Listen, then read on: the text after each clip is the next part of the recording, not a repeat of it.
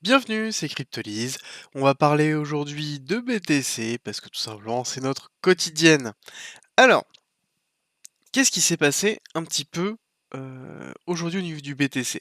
Bah, en l'occurrence, on va voir qu'il y a quelques nouvelles qui, nous apportent une certaine consolidation sur, les cryptomonnaies en général et qui ont joué, sur le BTC et on va voir après un petit peu ce qui se passe, au niveau du lower time frame et bien évidemment, on va parler de corrélation de marché. J'ai commencé à en parler à de la dernière quotidienne et on va renforcer cette idée-là de corrélation de marché, histoire de vous montrer pourquoi l'ensemble des cryptos réagissent entre elles, et c'est une des raisons pour lesquelles certains altcoins réagissent plus que d'autres, et voilà, j'espère vous donner quelques clés pour pouvoir comprendre ça. Alors, avant de commencer, classique, au niveau du BTC où on en est, nous avons une grande vague 1, suivie d'une vague 2, donc de retracement d'Elliott, une vague 3 qui s'est terminée le 14 avril 2021, et nous sommes lors du retracement de la vague 4, avec un A, B, C, un B avec extension, et on attend un C avec extension, pour aller prendre notamment les liquidités basses, qui se trouvent au niveau de cet equal low, qui est à 29, un petit peu en dessous de 29 $. C'est une zone de liquidité très forte qui va appeler le prix, donc on attend impérativement de pouvoir retrouver le prix à cet endroit-là. On pourrait considérer ça comme de l'inducement directement. Nous avons aussi des order blocks qui se trouvent en dessous et qui vont appeler le prix. On a une autre zone très intéressante qui se trouve au niveau du 786 de la dernière poussée et justement qui aussi se trouve si on fait une prolongation de tendance au niveau de la baisse qui a été effectuée sur la vague C. On voit qu'on a le 1 qui se trouve à 24 et on a le 1, 272 et 382 qui se trouvent dans la zone basse en dessous des 20 000. Donc globalement, ce sont des zones sur lesquelles on va faire attention et qui sont des zones d'objectifs potentiels pour un arrêt de tendance tant que nous avons ces zones-là. Alors, là, c'est l'état actuel du marché. On a toujours la possibilité d'avoir une vague 3 qui s'est terminée cette fois-ci en novembre avec un retracement que nous sommes en train de faire. Et il y a aussi la possibilité que le retracement de la vague 4 se soit effectué ici, donc sur cette zone ici, et que là, ce soit la vague 5 et donc nous soyons dans une vague A, B, C. Et en l'occurrence, c'est tout à fait possible. Tant que nous n'avons pas terminé ce retracement, il est impossible de pouvoir déterminer quelle est heu, la bonne schématique d'Elliott à pouvoir appliquer. En tout cas, moi je ne suis pas capable. N'hésitez pas d'ailleurs à le partager sur le Discord si jamais vous avez des théories. C'est avec plaisir qu'on en discutera. Voici un peu l'état général macro de ce qu'on a et on regarde comme je vous ai dit l'open interest. Les choses que je voulais vous faire noter, c'est que hop, on va étaler. J'ai pris l'open interest d'aujourd'hui et ça, c'est l'open interest que je vous ai récupéré, hier, d'accord? La chose à voir, c'est que on a commencé à augmenter donc, pour le 4 février, on est passé de 240 à, quasiment 320 millions.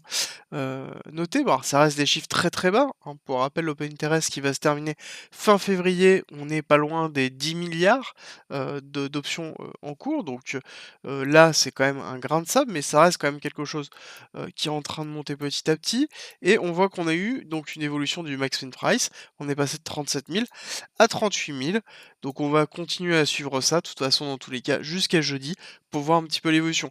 Je vais garder les différents screenshots, tout simplement, pour que nous puissions, justement voir un petit peu comment le marché évolue, et je trouve que c'est intéressant et que tout simplement ça permet de voir un petit peu les comportements des investisseurs qui notamment se hedge, par rapport à ça, d'accord? Si on voit, beaucoup d'options qui se mettent en place sur, par exemple, des prix assez conséquents, ça sous-entend qu'ils sont en train de se hedger, par exemple, sur un short qu'ils sont en train de faire.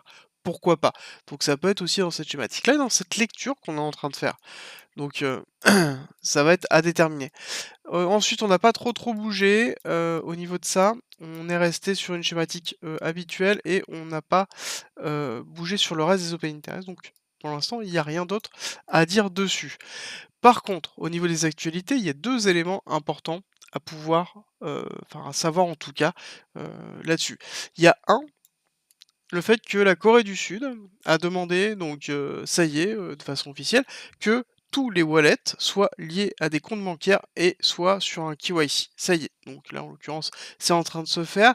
Donc c'est une nouvelle qui est assez forte, qui, impacte, le marché en général, des cryptos, de façon positive et négative. C'est-à-dire qu'il y a, les défenseurs de l'anonymat et de la décentralisation, qui est, justement dans une schématique plutôt négative. Par contre, il faut comprendre qu'à partir du moment où on commence à avoir de la réglementation, ça veut dire quoi? Ça veut dire que on commence à démocratiser l'utilisation des crypto-monnaies. C'est-à-dire qu'on accepte que les crypto-monnaies soient utilisées dans la vie de tous les jours. On les réglemente, donc forcément dans une partie de réglementation, il y aura une partie de surveillance et ce qui est normal, il ne peut pas avoir de réglementation sans une partie de contrôle. Après, il faut toujours garder la part des choses. Je pense que, on rentre dans une schématique qui peut être intéressante. J'ai vu un article, enfin 2 articles, 3 articles pardon, passer, heu, hier, notamment sur, hem, le fait que les Américains sont en train de, mettre en place des lois, enfin en tout cas des projets de réglementation des cryptos. Heu et je pense que ça va pas tarder à sortir, on va commencer à avoir des nouvelles. Comment le marché va réagir à ça? Ça va être à déterminer. À l'heure actuelle, c'est compliqué de pouvoir voir. Moi, je considère que dans le très long terme, c'est quelque chose qui est positif parce que dans tous les cas, ça sous-entend que le marché et la technologie des crypto-monnaies et des blockchains est en train de se démocratiser et que plus ça va être démocratisé, plus ça va être facile d'accès, donc plus les gens vont avoir confiance et plus ils vont avoir confiance, plus on aura de wallets en activité. Forcément, bah, si on se trouve à un nombre de wallets qui est multiplié par 10, ça veut dire que la technologie va persister et ça, c'est l'essentiel en fait derrière. Moi, en tout cas, sur ma vision, heu, sur ma façon de faire et globalement sur ce que j'attends des crypto-monnaies. Voilà, globalement, c'est un petit peu l'idée de ce que j'en tire au niveau de cette nouvelle. C'est vrai que ça va restreindre beaucoup de choses et notamment toute l'idée de décentralisation et d'anonymat qui était liée sur le projet, et qui nourrit les blockchains depuis un certain temps, bah, forcément va commencer à s'étioler. Mais il est possible de voir, des blockchains comme Secret par exemple qui vont se mettre en place avec une notion d'anonymat qui va être dans la notion de transfert mais pas forcément dans la notion de wallet, et donc du coup voilà, c'est on va voir comment le marché va réagir et surtout ce que ça a donné à terme, mais en tout cas, moi je considère que, là-dessus, on arrive sur quelque chose d'adoption massif et j'aime bien, hem, avoir une réglementation qui va nous permettre potentiellement de démocratiser la chose. Après, il faut pas que ce soit une réglementation qui soit tellement stricte que ça nous coupe les jambes. Ça va être à déterminer par la suite. Alors, petite vue journalière du BTC, heu on voit que je vais juste revenir sur cette schématique de descente, parce qu'on voit qu'on a quand même des signes qui sont, plus ou moins forts. Alors, on rentrera, un peu plus tard sur le lower time frame pour voir ce qui se passe ici, mais je voulais juste vous faire noter quelque chose. C'est que ici, nous avons une zone de range qui s'est mise en place, d'accord? Avec donc un gros, retracement suite à cette énorme descente, qui s'est effectuée. On a eu, un retracement qui a été, assez fort parce qu'on est parti d'ici, on est remonté là. Et ensuite, on a eu une zone de ranging où on a travaillé le prix, on a travaillé les liquidités avant de réentamer une baisse. Une baisse qui s'est arrêtée ici par aussi un petit retracement qui s'est effectué sur, hop, on a retracé de 10 et on a zoné pendant 13 jours. Et globalement, ici, on a fait un arrêt, hop, je vais y arriver, de tendance. Et là, on est sur donc 20 de remontée avec 13 jours. D'accord? Faut savoir que là, on avait fait quand même quelque chose d'assez fort, hein. On avait fait pendant 30 jours de zonage, ouais 24, avec quand même 22 de retracement. Hem, les chartistes verront, en l'occurrence, quelque chose d'habituel et de continuité de tendance, hein, d'accord? Avec, derrière Une un qui serait validé justement par une case vers le bas. Bon, moi je suis pas forcément un très grand chartiste, enfin je l'ai été à un moment donné, mais je ne le suis plus trop dans ma façon d'analyser. Mais en l'occurrence, on est dans une confirmation pour moi d'un retracement lié à une continuité de tendance, hein, d'accord? Donc ça fait partie des éléments qu'on nous donne, à voir et qui, sont vraiment, présents dans la façon de pouvoir, aborder le prix. Je vous avais parlé On va faire une pause sur la partie, cette partie-là. Juste avant, on va regarder quand même le RSI, voir si on a quelque chose d'intéressant.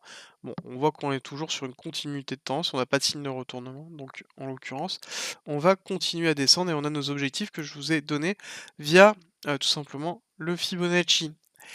Je vous ai parlé de la notion de corrélation de marché sur la dernière quotidienne en vous parlant de l'or, heu, du Nasdaq, en vous disant que les marchés financiers sont corrélés dans une certaine forme de confiance et je vous ai parlé du fait que les altcoins notamment étaient, corrélés au BTC et je pense qu'il est intéressant de parler de 2 choses. Quand on parle de ça, il faut comprendre, alors, c'est vrai qu'on on dit que, le BTC, est le père et l'indice de confiance. C'est vrai, c'est tout à fait vrai, mais il l'est de moins en moins. Mais il y a autre chose qui rentre en compte, c'est les fonds d'investissement et l'argent institutionnel. Alors, je vous explique. L'argent institutionnel, c'est quelque chose qui est très, très bon, dans le sens où, on arrive dans une analyse technique qui se rapproche de plus en plus de quelque chose lié au forex avec, une manipulation forte. Donc on retrouve, la notion de smart money, de wake-up de liquidité qui se met en place et qui va être beaucoup plus, visible, et globalement, c'est un apport de capitaux, massif qui s'effectue. Par contre, il y a quand même des mauvais côtés. C'est que on se retrouve forcément pour qu'il y ait un investissement, institutionnel ou en tout cas des investisseurs, massifs qui se joignent, heu, on a en fait ce qu'on appelle 2 choses. Un, les ETF qui sont effectués sur, du futur. On n'a pas encore d'ETF en spot qui sont effectués. On a des ETF futurs, qui ont été mis en place et validés, la fin de l'année dernière. Et on a des fonds d'investissement comme notamment, Grayscale. Grayscale, si vous regardez un petit peu, sur le Discord et que vous êtes sur le Discord, je poste, les informations que je trouve sur le Grayscale et on voit qu'ils ont une liste de coins qui vont potentiellement intégrer dans le fonds et donc du coup, ce qui est important à comprendre, c'est que ce fonds-là, c'est quoi?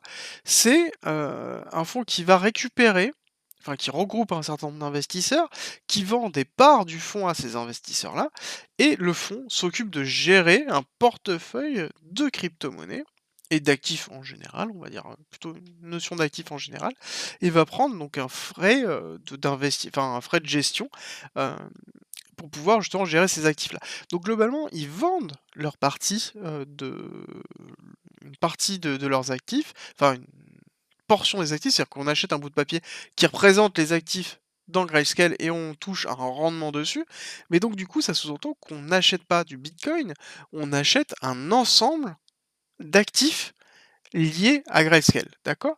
Donc on achète un bout de portefeuille de Grayscale. Donc ça veut dire que l'ensemble des, des cryptos, en fait, des actifs qui sont dans le bag de, Grayscale, donc qui sont dans le portefeuille de Grayscale, vont forcément en pâtir et c'est-à-dire que si jamais il y a une dépréciation, du fonds ou en tout cas une vente massive du fonds, on peut retrouver une perte de confiance de l'ensemble du portefeuille qui a été effectué sur Grayscale.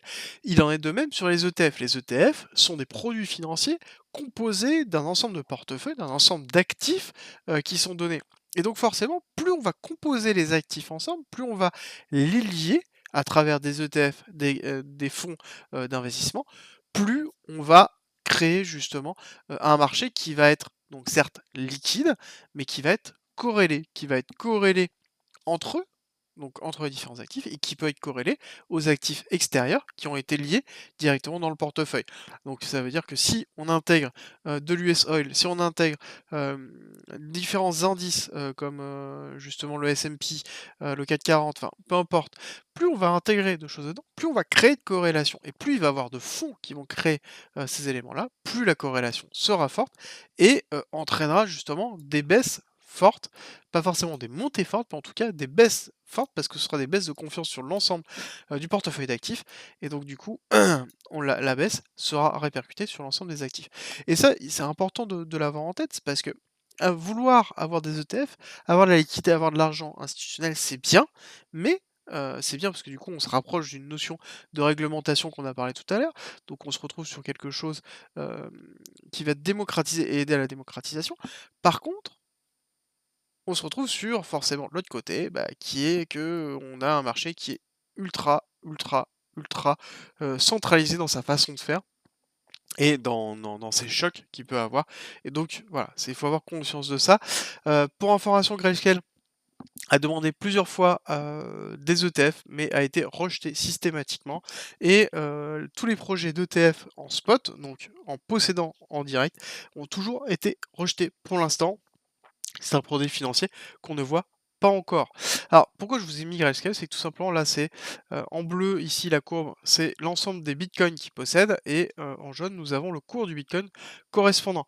On voit que la partie, de gauche, lors de leur partie d'accumulation de bitcoin, on voit qu'ils ont porté, tout simplement, une grosse partie de ce bull run qui ont été effectués et on voit qu'ils se sont consolidés et qu'ils n'ont plus bougé. Et on retrouve un peu cette même schématique sur notamment, l'ETH, une partie de leur portefeuille et là actuellement ils sont en train de travailler les altcoins, d'accord? Ils sont en train de remplir leur portefeuille d'altcoins, mais sur le BTC, ils ont arrêté d'acheter pour l'instant. Ils considèrent que, en l'occurrence, ils ont suffisamment de BTC au niveau de leur portefeuille et de la mise en place. Et donc ça sous-entend aussi que là, à l'heure actuelle, on a, une notion qui est très forte. Ça veut dire que une partie des institutionnels, en tout cas des fonds d'investissement, ont potentiellement arrêté d'investir. Parce que là, on parle quand même de, 660 000 bitcoins, d'accord? Ce n'est pas rien en termes d'investissement pur, d'accord? La chose à savoir, c'est que je vous ai parlé de Grayscale en vous disant que, le fonds en lui-même vend des parties de lui, donc une partie, un petit bout de papier qui représente, une part du portefeuille, de son portefeuille qui ont été effectués et il y a une notion de premium et de discount qui est fait par rapport à ce prix-là. Il faut savoir que Grayscale était, le premier à proposer ce type d'actif, donc ça veut dire que si on voulait s'exposer au BTC, on était obligé de passer par Grayscale et on voit que son cours se vendait à la notion de premium. C'est-à-dire que là, on a le pourcentage, ça veut dire que son cours, on achetait des bouts de Grayscale plus cher que le prix que ça représentait, parce que c'était le seul à pouvoir proposer ça. Et on voit que c'est une tendance, cette ligne qui est là, qui s'est inversée très fortement, tout simplement parce qu'on voit que le market price a éclaté et on a eu une démocratisation qui s'est effectuée là. Et on voit que maintenant, en fait, on le vend à discount, on doit être dans les moins 20%, moins 30% ici. Donc ça veut dire qu'on achète du Grayscale pour s'exposer, à leur portefeuille, mais du coup, on achète moins cher que la valeur générale, de ce portefeuille-là. Donc ça veut dire aussi qu'il y a une sous-valorisation de l'ensemble des cryptomonnaies, depuis justement, la chute, enfin depuis qu'il y a eu une grosse démocratisation qui a été effectuée et ça veut dire aussi que, il faut faire attention là-dessus, à surveiller un petit peu, l'état de Grayscale, vu la volumétrie qu'ils peuvent avoir et le portefeuille qui sont effectués. Voilà, il y a beaucoup de personnes qui les suivent sur Twitter pour pouvoir suivre, justement quel est l'état, de leur côté, étant donné que c'est une représentation des premiers institutionnels qui sont venus, enfin en tout cas des 1ers, une 1re partie de la démocratisation de l'investissement sur les cryptomonnaies et donc du coup, voilà, c'est quelque chose sur lequel moi personnellement je suis et j'aurais tendance à continuer à suivre. On va juste faire une petite pause et on va aller, tacler un petit quelque chose que je vais vous montrer. La notion de corrélation Ethereum Bitcoin. Alors, Ethereum Bitcoin, donc, c'est le ratio, enfin la résilience d'Ethereum par rapport au Bitcoin, c'est-à-dire comment l'Ethereum performe par rapport au Bitcoin. Je voulais juste vous montrer que, pourquoi je suis très bullish sur l'Ethereum et j'arrête pas de vous le dire si vous me suivez, c'est que je considère qu'il performe beaucoup mieux que Ethereum et donc quand le marché poussera, Ethereum poussera mieux, donc pumpera mieux et si jamais, on chute, l'Ethereum sera beaucoup plus résilient et on le voit à l'heure actuelle, on est quand même sur quelque chose qui est ascendant.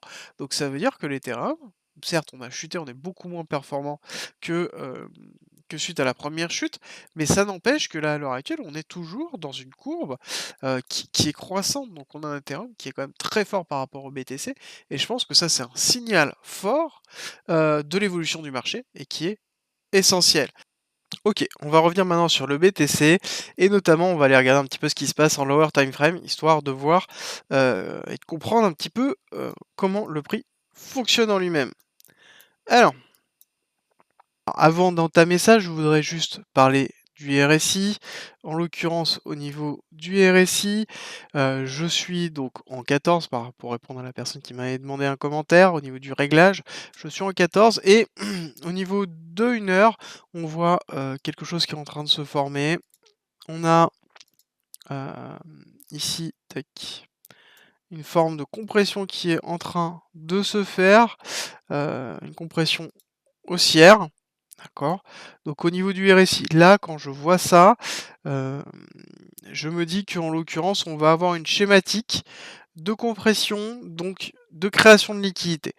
Pour moi, cette partie-là est justement un élément, de compression, de création de liquidité et donc il faut impérativement surveiller et on voit ici que cet arrêt de tendance est effectué par un psy, donc tout simplement nous avons une schématique d'accumulation de wick-off et d'arrêt de tendance qui sont en train de se faire. Alors il est très fort probable de voir que ce n'est pas une accumulation, mais une redistribution. Donc ça c'est essentiel, étant donné que nous sommes toujours dans une volonté, ou en tout cas dans une schématique, où on va aller pousser le prix vers le bas pour aller target justement des cibles un petit peu plus basses. Est-ce que c'est maintenant ou est-ce qu'on va monter un petit peu avant, prendre des liquidités? Ça reste à déterminer et on va essayer de le voir ensemble et ce qu'on peut attendre par rapport à ça. Donc on voit que ici on a un psy qui s'est mis en place, on a un SC, un selling climax qui a marqué l'arrêt de la tendance baissière et là on est en train de travailler justement la R, donc on est en train de travailler la zone haute avec notamment une schématique qui est en train de se mettre en place où on voit ici que on a créé un point haut, donc un VC, et là nous avons ici la mise en place d'un AR, nous avons un ST qui est en train de se former. D'accord? On ne sait pas s'il a été formé ici. Est-ce qu'il est terminé de se former ou pas avant d'aller faire un saut plus bas? Donc, si je dois le noter, hop, on va le noter en vert. Donc ici nous avons un BC, nous avons un AR avec une très grosse liquidité qui ont été formées par cet equal low, d'accord? Donc là on a un inducement qui est très fort. On a, un appel de prix, qui, en tout cas est très intéressant et là nous avons un ST qui est en train de se former.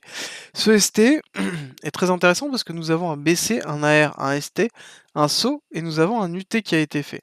Un UT parce qu'en l'occurrence on voit qu'on a une prise de liquidité qui a été effectuée, heu ici, tac, par cette petite mèche qui a été faite et on pourrait attendre un UTAD pour pouvoir se valider. Donc un UTAD qui prendra la liquidité de ça et qui pourrait aller checker le BC, voire prendre la liquidité du BC, voire prendre la liquidité au-dessus, hein, d'accord? Donc là-dessus, on se garde cette schématique avant de pouvoir redescendre et redescendre en dessous de la R, redescendre en dessous de ce niveau-là, d'accord? Donc là, c'est un petit peu ce qu'on attend au niveau du lower time frame pour pouvoir se faire. Et si on a une vision un tout petit peu plus grande de ce qui peut se passer par rapport à l'ensemble de ce que je vous ai donné comme information, et notamment qu'on attend le prix pour l'instant dans les 45 000 à la fin du mois, d'accord? Dans cette schématique ici. Donc on pourrait très bien avoir quelque chose qui va se faire de la façon suivante.